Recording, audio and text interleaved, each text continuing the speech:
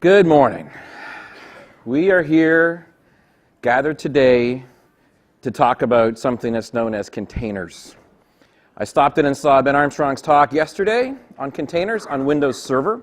This is not Windows containers. This is Linux containers, programmatic and Docker containers running on top of services. And I am an infrastructure guy. My name is Rick Claus. I talk about infrastructure stuff. I used to be one of the world's biggest server huggers, and now I've transitioned myself to be a server hugger in the cloud, otherwise known as a cloud aficionado. And I transitioned from being an on-premises guy to someone that works with cloud technologies a number of years ago. But I work on the Azure Compute team, the guys and gals that actually build the compute services within the Azure cloud, public hyperscale cloud. I happen to be good friends with one of the guys that actually built the Azure Container Service. And so I said, hey, I want to go off and talk about some stuff down in New Zealand. And then the New Zealand guy said, well, hey, why don't you talk about this new fandangled container stuff? And I'm like, sure, absolutely. But I'm not a developer. I'm an infrastructure guy. He's like, no, don't worry about it. You can put the spin on it that it's all about what you need to know from an infrastructure perspective about awareness for containers, because these things are going to blow your mind and make your jobs so much easier when it comes to works on my workstation disputes, because containers just work all across the board, which is really, really good. It's also important to note that I've lost my clicker, which is here somewhere. Hidden. There it is, of course. Hidden right there. We're going to be talking about containers, what they are, how they work, some of the stuff you might have seen before. I'm not going to be talking about how to build containers, because one of the cool things about containers is that there are these container repositories that you're able to go in and either use because they're sanctioned enterprise ones that are inside your own organization, or they are ones that are inside of publicly maintained locations that are monitored and secured and available and ready for use. And there's also fly-by-night, don't know who made it, they just put it up there. I should probably use it for my enterprise line of business app because I'm sure it's secure ones as well. So they range all over the board, and you need to know this kind of stuff as infrastructure professionals and also as developers that are going to be going off and using containers. So we're going to be talking about what containers are, what they are, how to build them, how to build containerized applications, and then we're going to talk about the biggest thing in this room, which is really the coolest thing that I like, which is known as the orchestration layer. The orchestration layer is what does all the magic behind the scenes. Picture yourself a container ship. Thousands of containers on top of what's inside of your environment. You arrive at port. How do you know which containers come off first? Well, the ones on the top.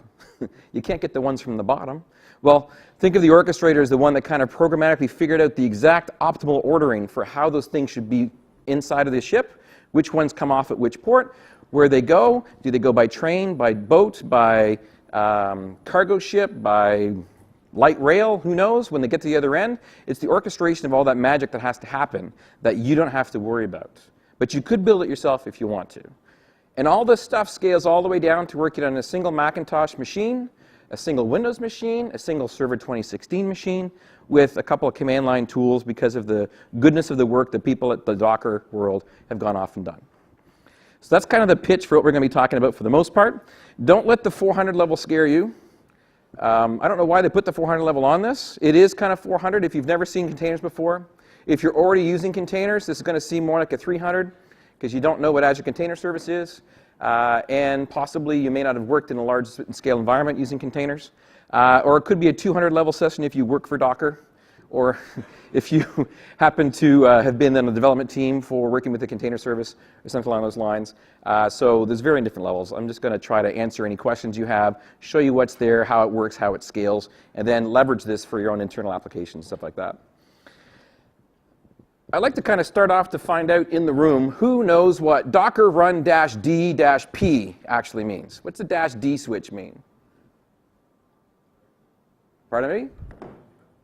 It's daemon? No, it's actually detached. How about -p? Anybody? Port. So we have one 400 level person in the room, which is fantastic. Docker is basically the interface engine that you'll be using, the command line, CLI, and the infrastructure that you'll be looking at architecturally to be able to go off and to run and to manage and work with containers. Docker exists and works on Mac platform, Linux platform, works on the Windows platform as well. I decided to make my environment really simple. I'm going to be using my Docker environment on a Linux box. It's actually in Azure as my administrative workstation to make things simple, because I've been having issues with the MSIT mandated update on my Windows box, and so it keeps on changing configurations. So it's much safer if I just use a known stable image up inside of Azure to be able to go off and to do different kind of things. So that's where we're going to be going from that one there. So with that, I'm just going to go right ahead and just kind of jump into some command line stuff to be able to show you what's going on with some of the goodness of containers. Because people ask me, like, what is it with this container thing anyway? What's so cool about this sort of stuff that's going on? Don't memorize that key. That's my public key. We'll come back to that. You guys got that, right? Okay, so I'm using the good old-fashioned putty. Yes, I could use Bash on Windows. Yes, I could be cool like the cool kids and stuff like that, but I didn't finish my configuration, so again, I'm using my known one. In case you didn't notice, I signed in like that. No user ID and password. If you know my background from working in Windows and working at Microsoft for a long time, I'm basically very much, if you cut me, I bleed blue. I've been a Microsoft guy for a very, very long time. I've used Linux a number of times at different situations, different projects over the years, but it's not my primary workstation. It's one of my primary servers I go to and do different things. You have to understand how to go off and use certificate-based authentication if you're going to be using Linux, because you'll drive yourself crazy, user IDs and passwords for logging in and doing things. So that's one quick little tip if you don't know this right now, is you need to understand and get some certs made. And a word of advice, fire up a Linux box to make your certs. Don't try to figure it out how to do it inside of a Windows machine, because it's so convoluted, it's crazy. It drove me crazy last night trying to figure this out, how to be able to do it. So I just decided to go with my box over here instead. Now, I've already gone ahead and basically made this putty terminal nice and large. You can see at the back of the room. Basically, all I've done is we logged into a box that's up inside of the cloud, inside of my environment. It's running 16.04 is available. It's running 14.4 right now from an Ubuntu stack perspective.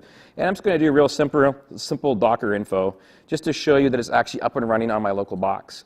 What I wanted to show you is that right here, I am running, go the right way, on my local box. I've got 6 gigs of RAM, and you can see over here that my box is called RJC Demo VM that happens to be inside of Azure. So that's my local box that's running up inside of Azure. It has Docker installed on it for the Docker engine, which gives me the command line tools. The Docker first part of the command line tool obviously has some very good help files associated with it. The first thing you want to do when you're running Docker, if you make sure you have it installed correctly, is do your equivalent of the Hello World web page, which is actually the Hello World container. Pretty simple.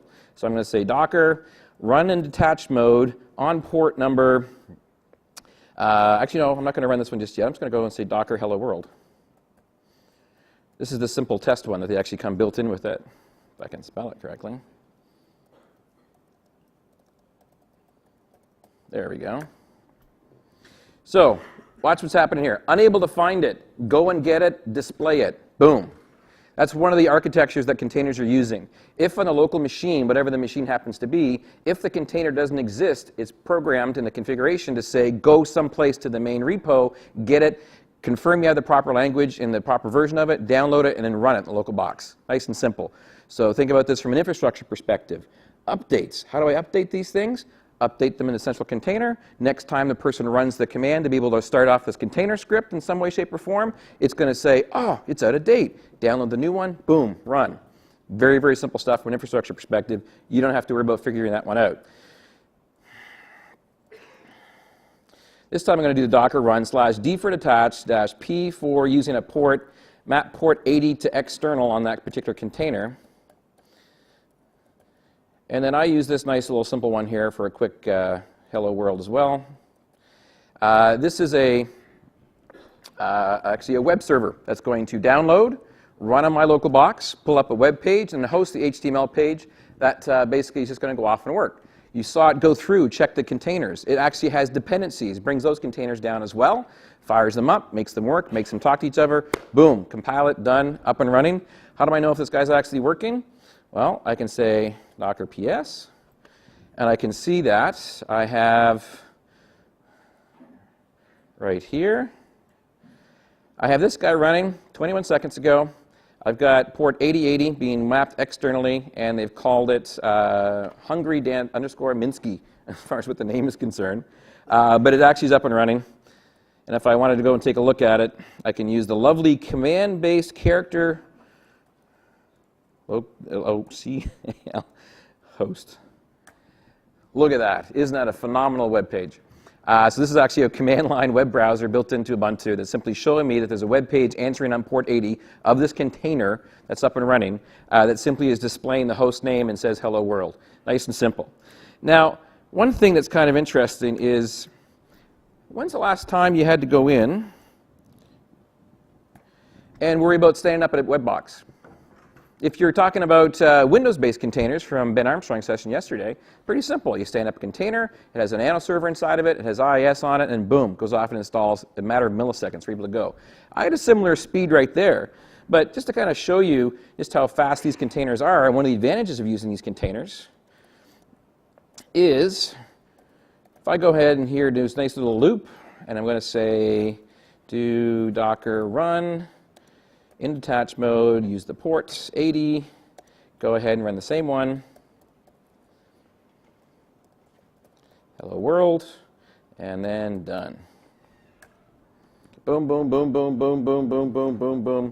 20 web servers up and running, done. Every single one of them are up and running. That's how fast it is. The containers are already there. The code was already there. Nothing had changed since the last time. I now have 20 different web instances running on 20 different ports. Just to prove I'm not lying, I'm just going to go over here and say, show me docker ps once again. Then go up and say, where's my Linux localhost? And then choose a port number. How about 32814? This guy right here. See what he comes up and shows me. 090B is the last 4 digits of that. Go off and say quit, yes. Do it again, say 5. FB57, quit, yes. Go up again, say 6. A261. So every single one of those is a unique web server up and running, a unique container up and running, an individual containerized instance separate from each other of, in this case, a very simplistic web workload on the system. And I brought 20 of them up in probably less than a matter of 3 seconds as they finished off on my local box. Phenomenal. Great. Fast. Awesome. I don't want to have them all running on my local box. So I'm just going to say docker stop.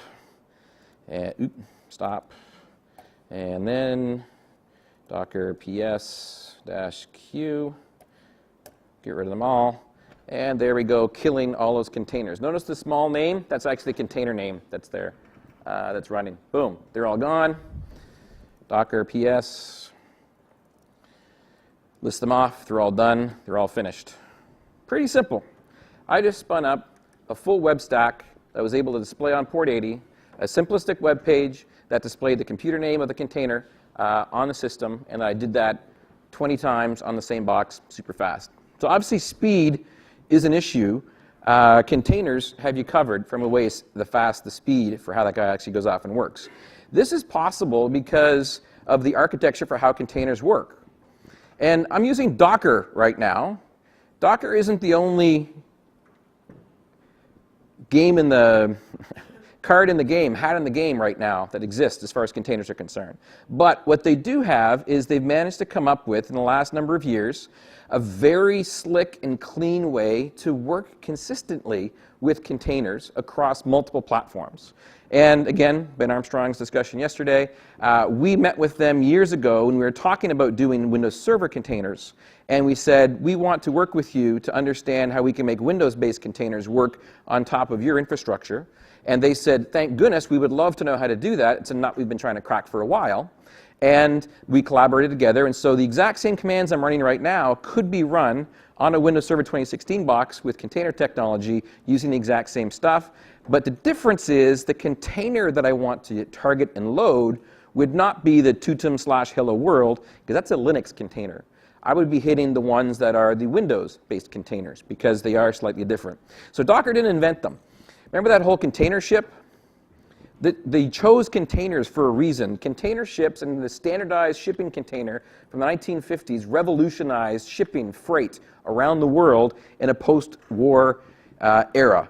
They literally came up with the exact dimensions, the exact way they interconnect, the exact way they do stuff, standardized to make it so they could be hauled anywhere in the world. If you picked up a container in New Zealand, it would work in Newfoundland, it would work in North America, it would work in Europe, and would be able to use the same base infrastructure across the board. So it's very, very powerful. The same thing applies for applications inside of application servers that are using containers.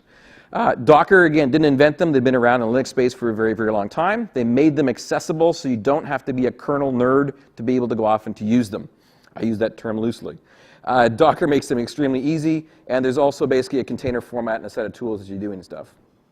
And so we're going to be talking more about containers, going to be talking more about Docker, but really what I'm going to do and talk about the next level above this. Because, again, I'm an infrastructure person. What fascinates me about how containers work is how I can leverage them in projects that I've been asked to consult on about new development projects. I'm not going to be here to try to sell you to convert all of your line of business apps to all of a sudden be containerized and deploy them tomorrow. That's wrong. What I'm here to tell you is about you need to know how containers work, how you can use them inside your environment, and where they fit and where they don't fit, and how you should be thinking about these going forward in the future for the next revision of your different levels of your applications that currently exist inside your organization. So we're going to talk about Docker images, how to orchestrate them, and also the Azure Container Service, which is what they're there. My first ugly block slide for what this looks like for a container perspective. I'm a virtualization junkie. I've loved virtualization. I understand how it works. I understand what's going on with it. It's nice and tangible for where things are.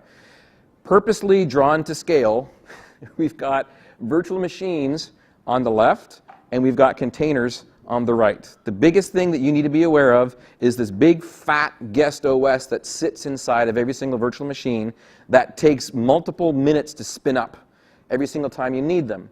It would have taken me close to 20 minutes to boot up 20 Windows servers on standard virtualization technology, not using container technology, to be able to spin those guys up, get a web server installed on them, have them go up and display that simple little web page. Instead, what I have on the container side, I have the level of isolation that I need inside these containers. But there are shared components inside of them. May need some of the binaries and the libraries that exist. They're specific for the operating system that you're running. And then beneath that, we have an engine that basically interfaces and talks to the lower levels. And that's where the Docker engine comes into play. And then you have a host OS, which still needs to be patched, still needs to be managed and maintained. And then you have the physical hardware as well. So really big difference. And this, to me, as an infrastructure guy, is like, wow, what about security? What's going on? And shared stuff. Don't worry, we've got a level of isolation, but potentially one of those things that's a discussion point is to what extent do you need to have the full level of isolation? If you need full autonomous process isolation that's definitively separate from everything else, containers are not for you. If you don't need to have that, but you need to have the other benefits of what containers are, you can probably live with it. But then you simply have more tighter control over what's inside of those containers, where you got them from, how they're updated and maintained, and then how secure is the infrastructure underneath it. There are trade-offs. So that's the basic concept of where happens to be appropriate for what's there. So from a container perspective, here's my second block diagram, which kind of brings this all together here. Your traditional virtual machine has a full guest OS image, big, fat, 40 gigs, 100 gigs or more infrastructure. It's there. That's, of course, running Nano server, of course, or running a very trimmed-down version of Linux. So it is definitely still a factor. You got your application, and you got your VM that's actually up and running on top of the hardware. Containers have the common OS across them, has the hooks from the engine that can go off and talk to that OS and coordinate access to those resources, and then you just have the container and the data within them running on top of that particular engine that's there for how they work at the operating system level. And then Windows Server containers are exactly the same concept, which is what's really cool. We did the right thing. We didn't go out and make our own standards. Yay! Clap, please, clap. That's good. I'm so glad that we did this. That we literally have engineers embedded with Docker. We have engineers from Docker embedded with our own server product team, with our own Windows Azure team. We have engineers embedded with the Mesosphere guys and gals as well. We're exchanging information. We're using open source technology. I'll talk more about that later. But this is a good world. It's a different, more friendly Microsoft that's out there.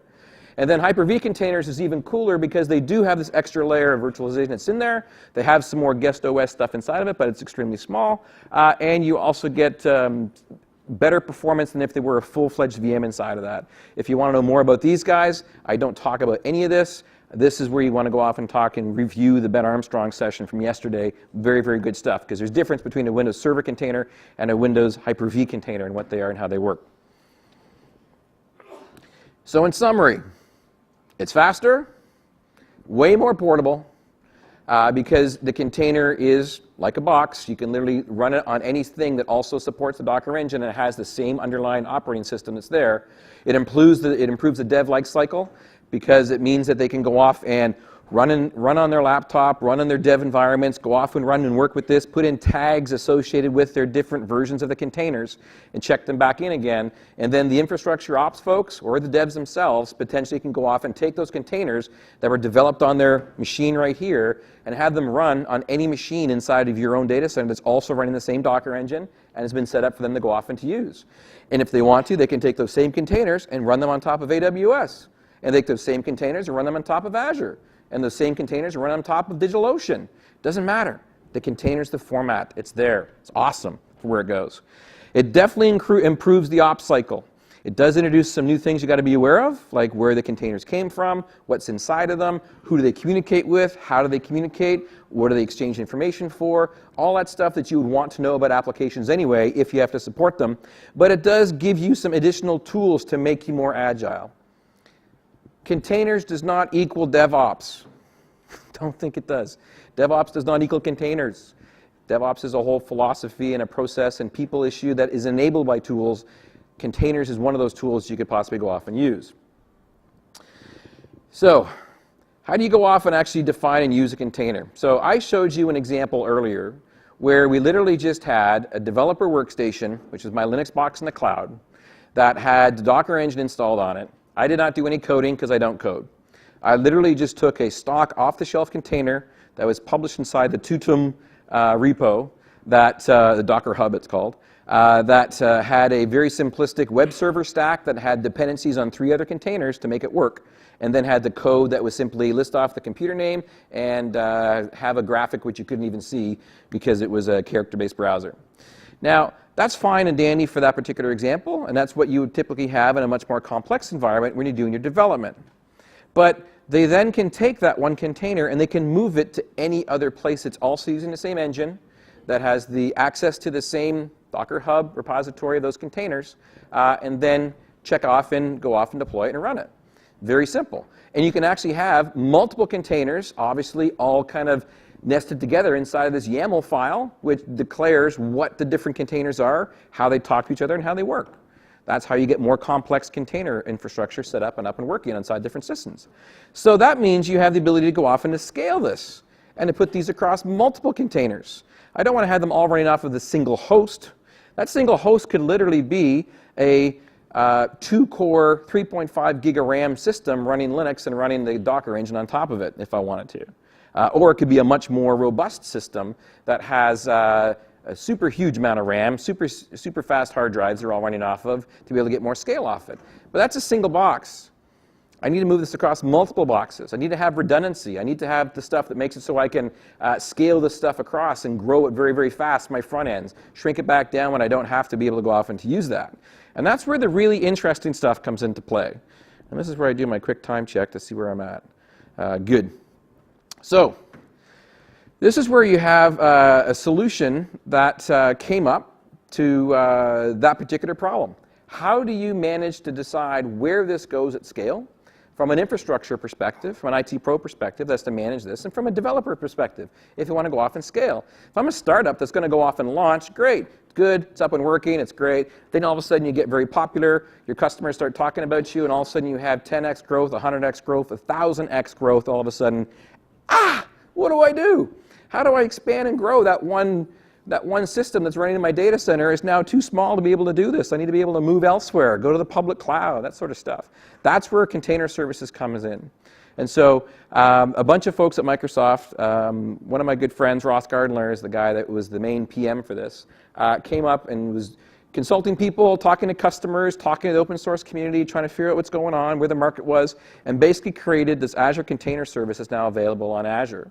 The Azure Container Service basically is the ability to have Azure infrastructure of IaaS compute managed for you, has the Docker pieces on top of it, has the DCOS mesosphere pieces on top of it, one or the other, and then simply gives you a nice user interface to be able to go off and deploy your containers on top of. We look after all the crazy code to hook it all up and make it all work and make it reliable and put in the load balancers and stuff like that. You don't have to worry about any of this. So now when you have your application that is broken up into multiple containers, app number 1, app number 2, suitably named, with multiple components, front ends, back ends, databases, load balancers, worker nodes, work jobs, that sort of stuff that's going on. You just simply say, I want to go off and deploy this, and then you choose the best place to put it. ACS handles with its orchestrator of choice that you choose when you deploy it, where you go off and deploy those. If one of those nodes goes down, it simply goes off and redeploys the container someplace else. Because hopefully you've developed your application to be resilient, to withstand a single container failure. You don't have to worry about the plumbing to make that work. No name resolution required, no forwarding required, no storage analysis has to be done. This is all done for you because it is a container as a service. So the big thing that's here is the fact that you've got orchestrators. Again, we decided to not go and make our own orchestrator. Clap your hands, that's good, yes, fantastic. We're using 2 open source orchestrators. Microsoft is using open source orchestrators that anyone can go off and use. And we're bundling together as a service, and we chose to go with Docker Swarm and also go with Mesosphere DCOS. The reason why is because we needed to have 2 different flavors. DCOS is by Mesosphere. It's the same stuff that goes off and runs the gridiron that exists and is behind such giants as Siri and as Twitter. You haven't seen a fail whale in a while, as an example. They're one of the reasons why. Because of the way they go off and they orchestrate stuff across a data center operating system, or it's called DCOS for Mesosphere. But then also on the Docker side, we wanted to have that option as well because it's fundamentally different architecture. And Docker is where there's a lot of really big, fast innovation going on with Docker Swarm and Docker Data Center. And so we didn't want to miss out on that. Are you more enterprise focused and want more stability and more reliability and known stuff and beautiful GUI tools and point and click stuff? You're in the DCOS camp. If you want to have stuff that's more raw command line stuff and you want the latest and greatest and the ability to go off and modify and look at stuff, you want to go on the Swarm side of things or Docker Data Center side of things. So that's what our Azure Container Service is basically built on top of with our orchestrator on top of that. We did all the complex goo to make that work. And so I thought I would show you what a little bit of that complex goo actually looks like. Oh, helps if I unlock my system. Hello. There we go. So, for those of you that have not seen this before,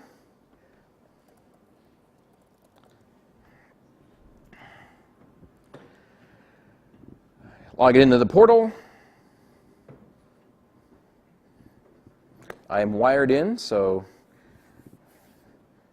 yes, it is working nice. In case you haven't seen this, I actually like this. I actually have multiple desktops available on my portal. I'm just going to go in here and say new, and because I'm lazy, go ahead and spell container correctly. Thank you, Emmanuel, for correcting me. Azure Container Service.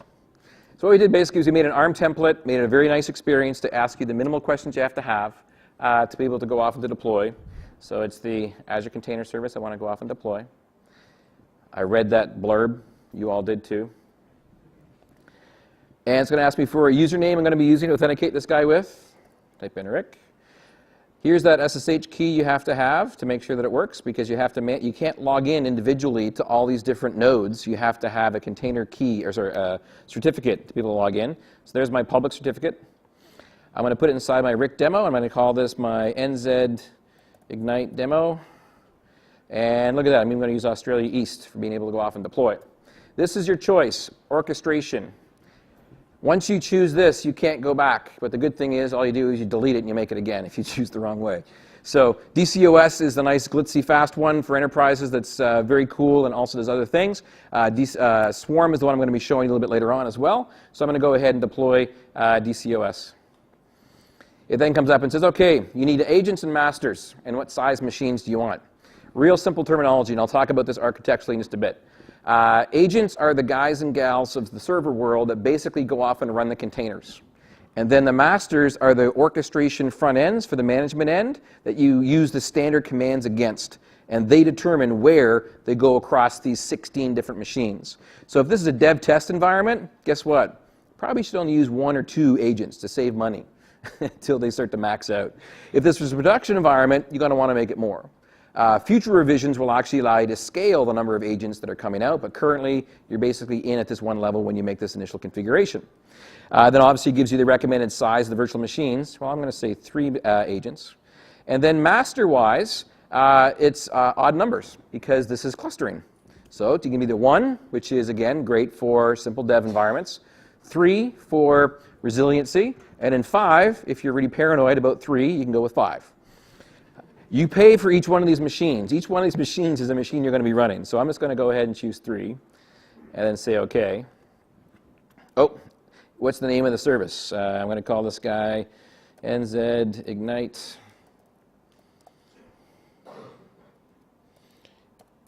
Wow, this one lovely keyboard. There we go. Apparently my AV guy was telling me that they lost the poles to raise the desk to make it really easy to type and do demos when they did the transition the other day. So I'm literally on top of boxes, containers right now to make this work up here. Okay, now this, like any other resource, is a compute resource that you're going to have to purchase. So you have to go through here and authorize the purchase against your account. I'm going to say yes. Make sure you read that. And then it's going to go off and simply start my deploy. This is going to take about 15 minutes. We don't have to wait for it to actually go off and deploy. I just thought I'd show you one that's already been deployed already. And so this is my Swarm environment right here. The difference with the Swarm environment and the DCOS environment, it's the same questions, literally. The difference is slightly in the architecture for how many agents you have, if they're public or if they're private agents. I'll talk about that later. But as you can see, we have an availability set for the masters, which means that one of those 2 guys is always going to be up because we've got maintenance that goes on in those systems. They're not going to happen at the same time. Standard Microsoft terminology for Azure. We then have the virtual machine itself, and then we have the Swarm agent right here, which is a virtual machine scale set. So this is built on top of other technology that I'll be talking about this afternoon, known as scale set technology, which is really, really cool.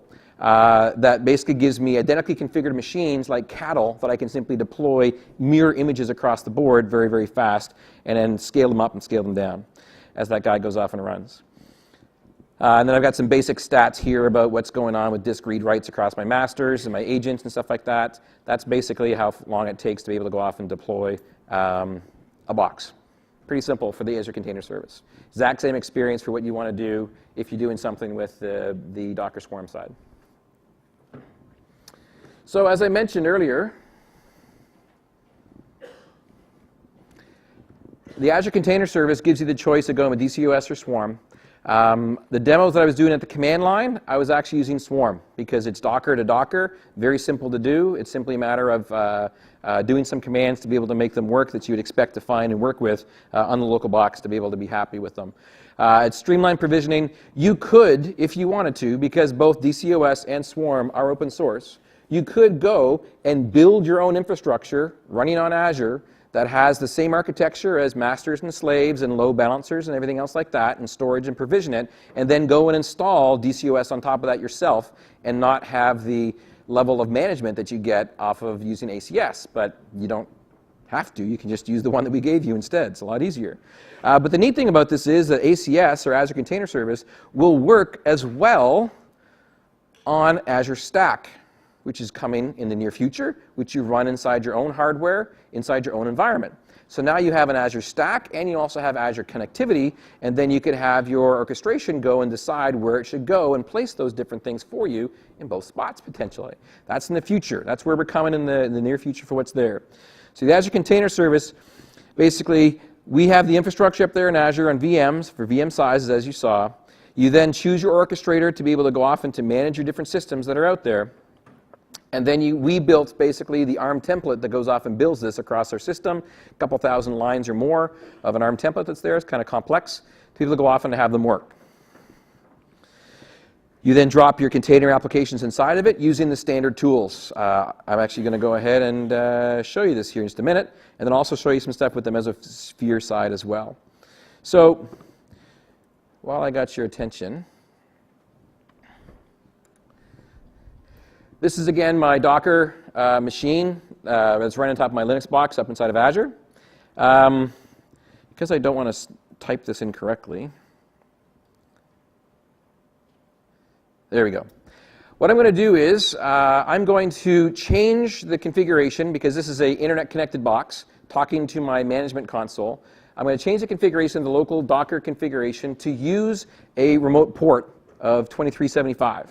And I'm going to make an SSH tunnel from my Linux box, disconnected from my entire infrastructure of ACS.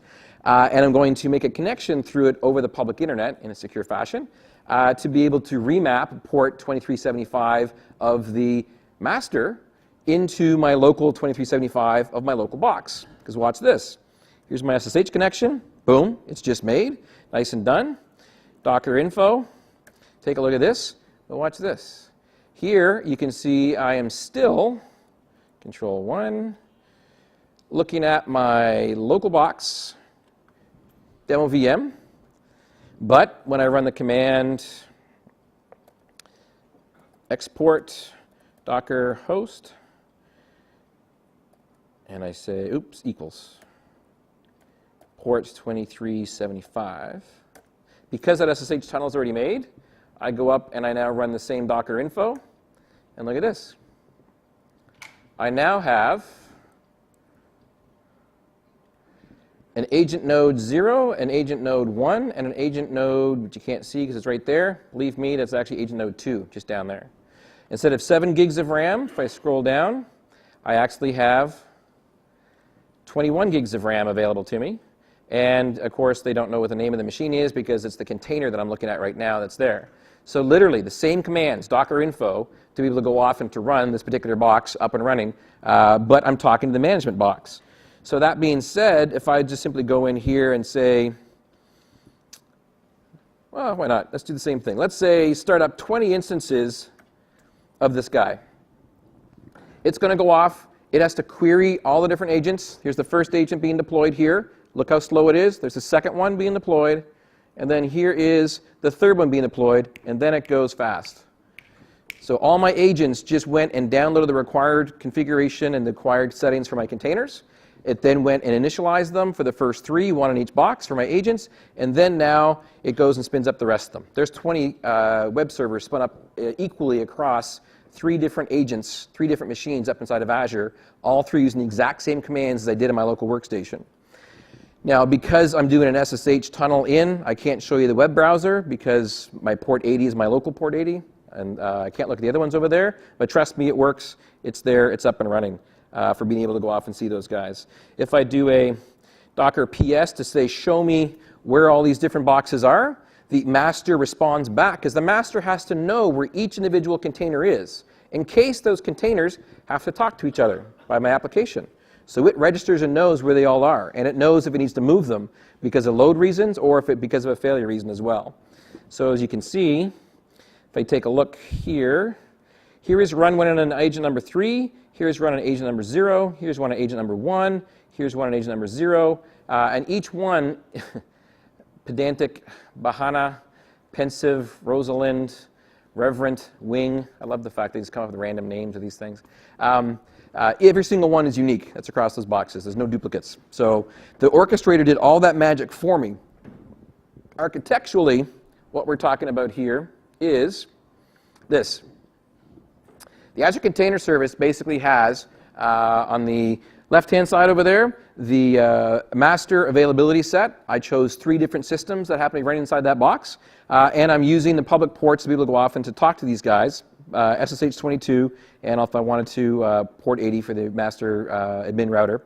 They're the ones that handle doing the load and talking to 2 different pieces, the public VM agent and also the private agent as well. The public agent is what's used for an architecture where you want to have portability of your solution to work anywhere.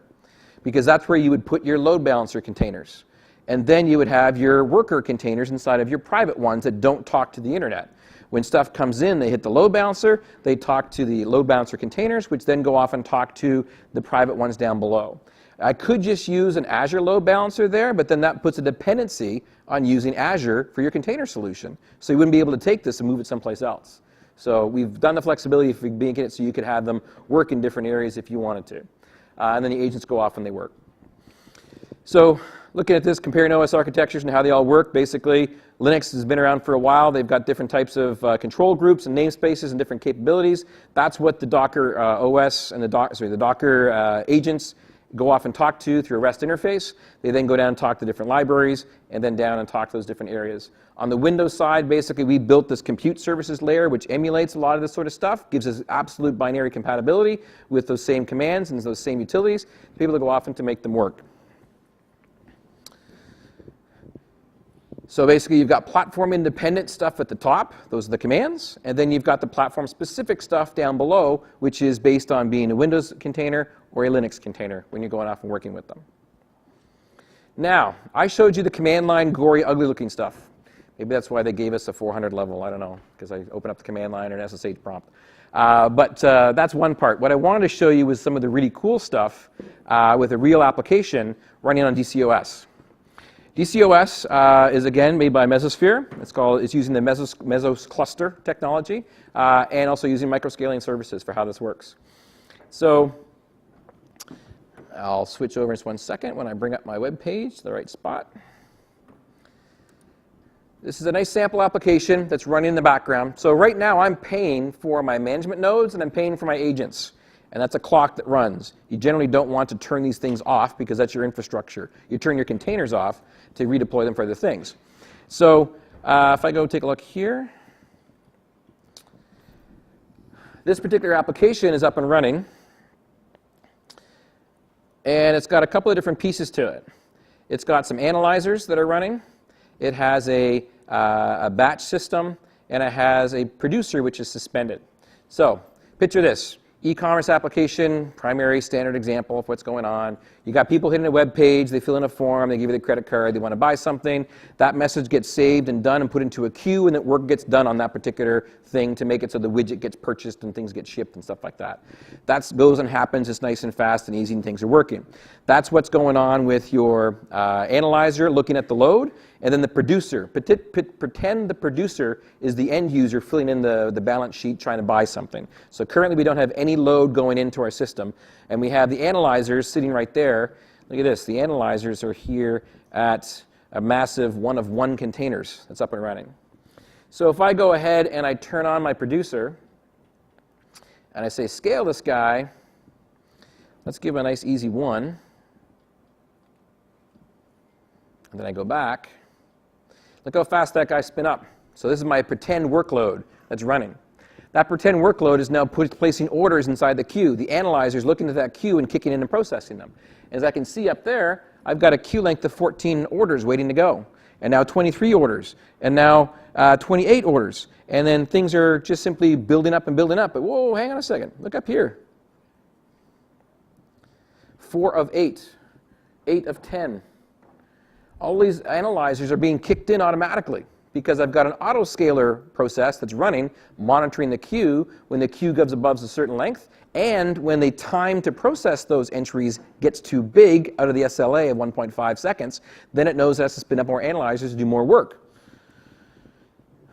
So I'm now back down to 3 at 6. I'm still within my SLA of 1.5, and we had a big spike in traffic that's now going to normalize itself again.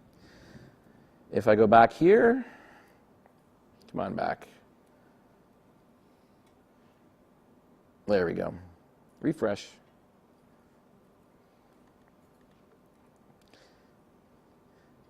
Oh, great. My zoom it is crapped out on me. Okay, well, it's good. I need to zoom anyway. Oh, there we go. So what happens if I go in and actually max out that load, bring up some more stuff? Well, go in here, say scale this guy, change him from 1 to 2. I can go more, but I just want to bring up a little bit of stuff that's going on. All of a sudden, you should see this now analyzer. See the queue length is going to be going up. It's going to be at 6. going up to 9, trying to climb up there slowly. I'm starting to get out of SLA soon. It's now scaling some more stuff in the background to be able to make this guy work. Now, one thing that I didn't tell you about is, see this guy? Oh, there it is, in waiting right here. This guy used to be 6. He's now going down.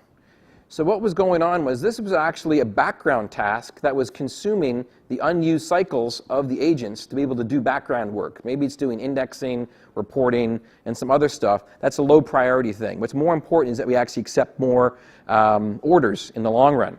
And so the batch guys were taking up the CPU recycles that weren't being used. The autoscaler says, wait a second, I need more CPU power across my nodes to be able to handle this load. I'm spinning up more analyzers, but I'm now starting to saturate my agents, but there's not enough room for my analyzers to be able to go off and function. Scale back on those batches. We don't need those guys. So scale them back and off they go. And then the analyzers come back up again to go and process. We're up to 11 right now. We're still within our SLA. If I go in here and change my producer to an even higher level to scale this guy some more. Let's go ahead and put him up to 5. Let's see if we can choke him. Off we go. All of a sudden, my queue length is going to be going up. There's 17 all of a sudden. Going up higher to the 40s. The analyzer's like, I can't keep up. The autoscaler's kicking in. It's getting rid of the batches, which is at 3 right now, to be able to give me more compute time. This guy's deploying some more across the system. Of course, the web page is too slow to be able to capture this action play-by-play. There's 23 all of a sudden. Batch is going down. Oh, down to 1 of 1 now. Everything just keeps on chugging away. So this was a simplistic simulation showing you containerized autoscale engine, a background job called batch that's simply using available CPU power, and then a processor, analyzer to be able to go off and process the queue, and a producer to be able to simulate the load. The REST query and the web, that's this little fancy little thing over here on the side. But what I thought I'd show you here is also, under the web or the REST query, as an example, these guys here, I can go ahead and say, take them all, and then kill. Gone. Finished. Deleted. Oh, they're back again. So DCOS knows in my definition of this particular application, I have to always have at least 2 web services or 2 REST APIs available. So even if I kill them because a machine dies and a new agent's provisioned, I can simply bring them back up again, and I don't have to be involved for this. To me, as an infrastructure guy, this is like the panacea of what I've always wanted to do with my infrastructure for my apps, because it's doing it for me when it's architected correctly using container technologies. And you could not spin these guys up as fast if these guys were VMs. Couldn't do it. No way in heck that could be possible. Now, even better is this geeky stuff, which I like, which is showing me, hey, I've got an 88% utilization of all my cores of compute power of my entire DCOS infrastructure that I'm paying for on top of Azure. That's pretty good utilization. That's not 4% utilization of just waiting and wasting away that's in there. I've got 12 gigs of RAM being used. I have 56 total containers up and running that are up and running on my system. They're all currently healthy. If one of them becomes unhealthy, they simply kill the container and redeploy it again, and it becomes healthy again. So nice, clicky little graph to see what it is. If I go in and go back to my environment here, and I say, kill this guy. Where is he? Where's my producers? Let's go and take him back down again. Take him back down to a nice little simple level of 1. It's interesting, we got our SLA of 1.2 seconds still taking place, but to do that, we had to have 53 analyzers going. So now that I've got 1 of 1 coming back here, you will slowly see the number of analyzers coming down. You will eventually see the number of batch guys go back up again. But in an autoscale functionality in a cloud world, you typically go up fast and scale, but then when you scale down slowly, just in case another burst happens to come in and the second commercial plays on the Super Bowl or the Rugby World Cup. And you want it to go and spike back up again, you want to have those nodes available. This guy will come around and be able to increase my efficiency on the batch side of things. If I go back over here to my DCOS side as well, I'll be able to also have my utilization kept around between 75 and 85% at all times. So this could be doing any kind of background job you wanted to. Pretty cool stuff for how this works, eh? For DCOS, I love this guy. One thing about DCOS as well is the fact that you also have the ability to go through in what's known as the universe, deploy different types of applications that are already packaged up and ready to go. So this is basically people that have made a DCOS-aware set of containers and orchestration tools to be able to go off and to deploy these guys. Think of it like our gallery that we have inside of Azure. Same kind of deal, but these are ones made specifically to run on top of the DCOS Mesosphere infrastructure that's there. Very, very cool. Excuse me, very, very cool stuff. Still trying to stay true to time. I've got 9 minutes left, which is right on time.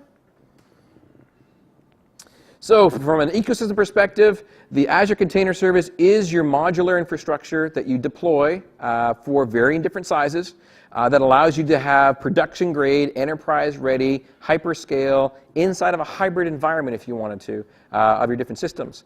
But we didn't make it proprietary. It's open for people to use using standard open source technologies, and it's an Azure service that you can go off and consume. And so it empowers the ecosystem to go off and innovate with this. We have the choice of being cutting edge with going with the Docker side, with Docker Swarm and Docker Data Center, or you can go off and be a bit more reserved but more enterprise proven and go with the DCOS Mesosphere side of things as your choice of where you want to go. But the big thing is that we're using native Docker tools and native Mesosphere tools to be able to go off and to run this. We're also going ahead and using community-defined and contributed to different things. So Docker Data Center is an example, end-to-end platform management to be able to go. This is where a lot of the cutting-edge stuff is taking place, and also with good partner integrations. And then on the Mesosphere side of things, DCOS empowers them to be able to go off and to work. But I will mention, because I showed you briefly that quick little universe to be able to go off and buy stuff as an example, not everything is a Docker container. As I mentioned, containers have been around for a while. And so Docker Swarm and Docker Data Center only works on the side of using Docker containers and Docker hubs, whereas DCOS actually will go off and use a number of different solutions. Again, I'm not a developer guy, but I've heard the talk from my devs. They're talking about using the SMAC stack. I think it's cool to say, SMAC stack. The SMAC stack is actually Spark and Mesos, Akka, Cassandra, and Kafka for how they actually put all these different pieces together for their types of containers. And so the best thing for you to understand if you ever come across these terminology inside of your environment is that you can go off and use DCOS, DCOS.io, to find out about different types of different ways to go off and to use different types of containers inside of the public environment. So I've shown you the basic tools of using Docker infrastructure, Docker commands to run some stuff, to be able to deploy some containers, do it on a single box. I showed you as well how you go off and do this on a large scale. I literally could have gone in and chose to go with 150 different nodes as far as my agents are concerned. Go with 5 management nodes if I really wanted to. And then it would handle all the stuff in the background for how to name resolve all those containers, where they're found, how they're deployed. All that's defined inside of your environment. So if you have developers asking you about containers right now today, you can now go back and say, yes, I know what you're talking about. Yes, I think it's a great idea that you should be looking at, but there's a whole other architectural discussion you can have about containers and how to orchestrate how to design your apps to work inside of a container methodology. But know that if they're using the standard tooling, using Docker containers as an example for the definition of those, they will work on top of a functional service on top of ACS in Azure, and in the future, available as well on top of Azure Stack. So you're protected in both ways and both sides. Anyone can go today to azure.com, try this out with a simple trial. If you have MSDN benefits, activate those MSDN benefits to be able to go off and to use the different hourly amounts that you have every month to go off and try ACS. The demo that I showed you today is documented and available for you to go off and try if you're interested, for being able just to very simply do some simple commands on stuff. And all the stuff that I did at the very beginning just to kind of get functional and working on the Docker side can be done on a Surface Pro, on a Ubuntu Linux box that I have kicking around inside my system. Can be done on top of a Mac and can be done on top of Windows as well. I have not tried it on the latest Bash shell for Windows 10 because that's not really a full thing of Linux inside of there. It's almost there, and so I don't believe it currently works there because it's not final. But definitely it will in the near future. But you can easily go off and also install Docker tools on top of Windows Server and Windows 10 Redstone because it works on top of Windows. It's the same tools. But don't get confused. Linux containers are different than Windows Server containers. Same concept, same tooling, same definitions, different libraries. I can't run Windows containers on top of my DCOS swarm at this point in time. It's a work in progress because Server 2016 just went GA. So obviously you will be able to run Windows containers on top of ACS in the future. Not right now. It's not available, but we're working on it to make it work because we're all playing in one big happy family of containers now. So with that, aka.ms/try-acs if you want to have more information, access to some of these resources. I have 4 minutes left, wow, ahead of time, that I can actually take a couple of questions, or I could also have you beat the rush to get to the next session and be able to go off and see things. But I'm going to be around. I'm here tonight as well. Can't wait to go off and see the name of that band. I forget the name of the band. Shapeshifter, apparently they're really good tonight. And the most important thing I'm looking forward to are the crispy bourbon bacon donuts that will be at that event. Save me one of them. Track me down as well while you're here. I always wear the hat. I'm pretty easy to find. But thank you very much for coming out. Please be nice. Don't forget to do your evals. You win an Xbox prize every day in the hub if you are filling them out. And I also appreciate your comments on what you thought of the session and what I can do better for what's there. Thank you for coming out.